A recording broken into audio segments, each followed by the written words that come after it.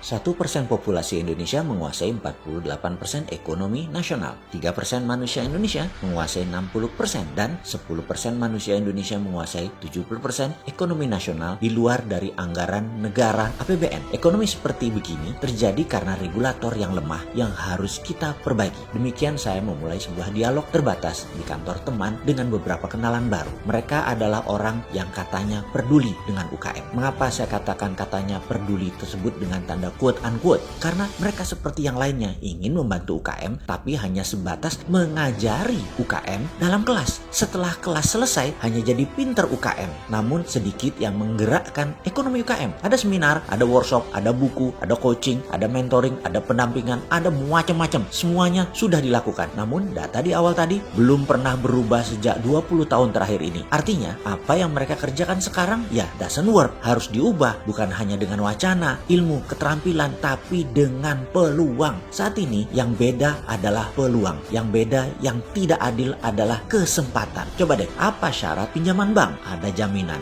Apakah semua pengusaha punya jaminan? Apakah UKM punya jaminan? Pertanyaan berikutnya, apakah syarat IPO di bursa saham? Omsetnya harus di atas 50 miliar setahun atau kapitalisasinya harus besar. UKM bisakah melantai di bursa IDX? Pakai fintech?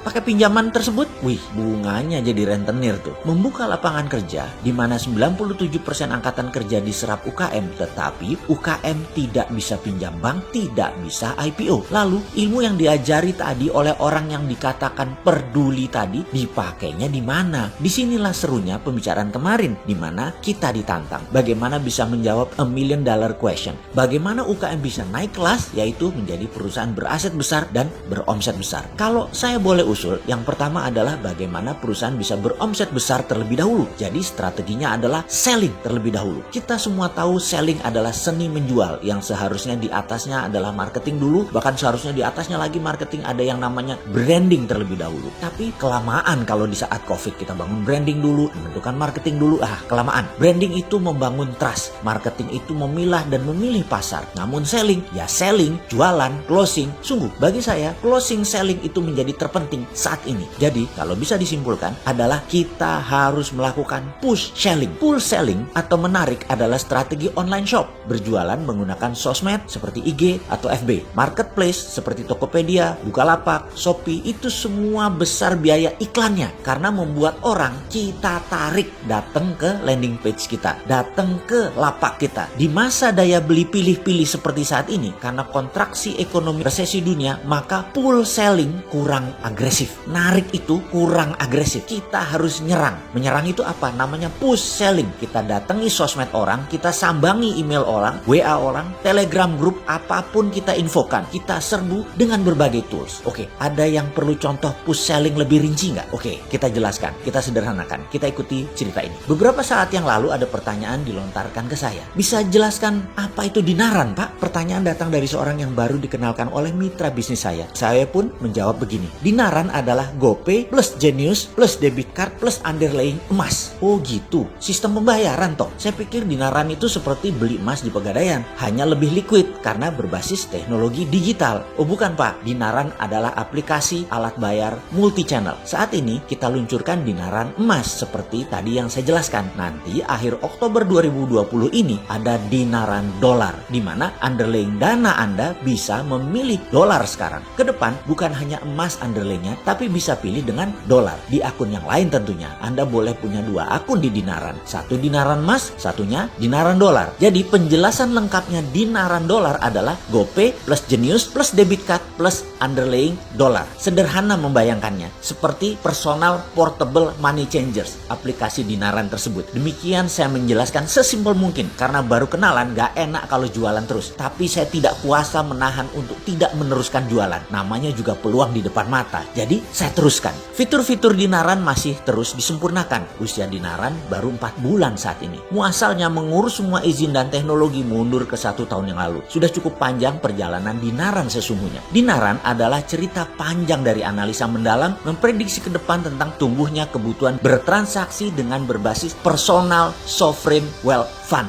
yaitu uang pribadi masing-masing setiap individu punya underlayingnya. Di sisi lain, aplikasinya harus memiliki semua sarana untuk uang keluar dan uang masuk. Wallet, e-money, debit, dan berbagai multi-channel harus bisa menjadi sarana bayar atau sarana transaksi. Dinaran saat ini belum berani klaim diri sebagai the first digital banking 5.0, yaitu banking from non-bank. Belum, Dinaran masih bayi, baru 150.000 member dan nasabah yang terdaftar 4 bulan ini. Masih banyak fitur-fitur yang belum selesai dan terus disempurnakan. Kami optimis dalam beberapa tahun ke depan, Dinaran akan diperhitungkan di kancah internasional. Semua ini sangat bergantung kepada Anda sahabat semua yang percaya dengan kekuatan nasional yang bisa menjadikan Indonesia pemain kelas dunia. Sahabat, terima kasih atas kepercayaan dan dukungan terhadap Dinaran. Bagi sahabat yang ingin bergabung dan mendaftar, bisa download aplikasi di App Store atau transaksi langsung di web dinaran.id. Demikian contoh sederhana push selling. Semoga bermanfaat.